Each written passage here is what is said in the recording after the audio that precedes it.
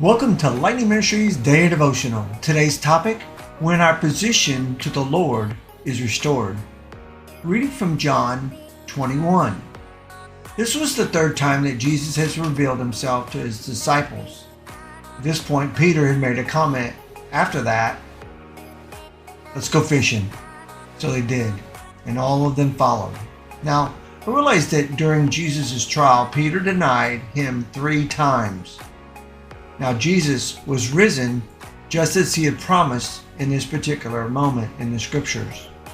Now, who wouldn't have felt ashamed? I know the disciples did when they finally saw him when he rose and exposed himself for the first time in the upper room. It wouldn't have been enough to send anyone back to something familiar in this case, or maybe even something safe. I realize though in John 21, you and I see that Peter abruptly announces, "I'm going to go fishing." So there he is, back in the water, doing what he and the rest know best. Except the fishing isn't quite so good. They haven't caught a single fish. But when a stranger appears, and we know that that stranger is Jesus, at the shore and says, "Cast your nets on the right side of the boat, and you're going to catch a lot more." Well, they figured it was worth trying out. I don't think so. I think they were reluctant to some degree. But the catch nearly sank the boat. And John, the one that Jesus loved, probably remembering another miraculous catch, says, "It's the Lord." And they all kind of woke up. And as abruptly as he decided to go fishing, Peter puts his garment around him, jumps into the water, and hurries up to the shore where the Lord is. Only to find out that the Lord had already started a fire and was starting to cook bread and fish. So he asked him to have breakfast with them. Now Jesus has spiritual business to tend to with Peter here in this particular moment. And if you know the story, he asked him 3 times if he loved him. The first time that he asked him, he told Peter to feed his sheep. The second time he said, "Shepherd my sheep." And the third time he said, "Feed my sheep." Now, let me go back here. The first time was, "Feed my lambs." Now, neither is he living with an abundance, as far as Peter's concerned, for the promises that Jesus had given about his resurrection.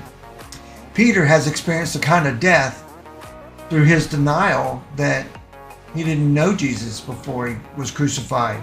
Now, Peter needs Jesus' tough question to resurrect his bruised, damaged, and hurting faith, and to give him a restoration to back to the life of leadership that he really wanted to appoint him to, or should I say, had appointed him to.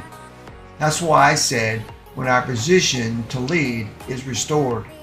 Now, you and I have our own denials that may not rise to Peter's level. I don't know what we would have done during that time, personally, but if you and I ask the right question to trust Jesus in every situation, sometimes we don't do that. But Jesus' fireside talk with Peter reminds you and I that he can restore anyone to not only a new life, but to remind us of the promises that he made about coming back and our positions in discipling the world. You know, I challenge you today that if you were at one point in a point of leadership and now you've lost that position for whatever reason it may be, and you're asking the Lord to restore you, know that he's more than adequate to do so. But my question is that, do you love him enough to want to do that? Where's your heart at with that? You know, we talk about knowing God, but I think my personal question here is, do we know Jesus?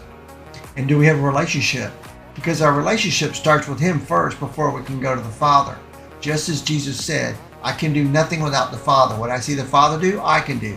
What the Father does, I'm allowed to do." Interesting how he professed that to his disciples, because he realized that in his flesh There was a position of order. And that's the same thing that you and I have to deal with. Well, I want to thank you for coming today and listening to what God is using me to say to you. Get on Team Jesus, because I can assure you one thing. Once you get on Team Jesus, you won't want to get off. Again, have a blessed day, and I look forward to the opportunity to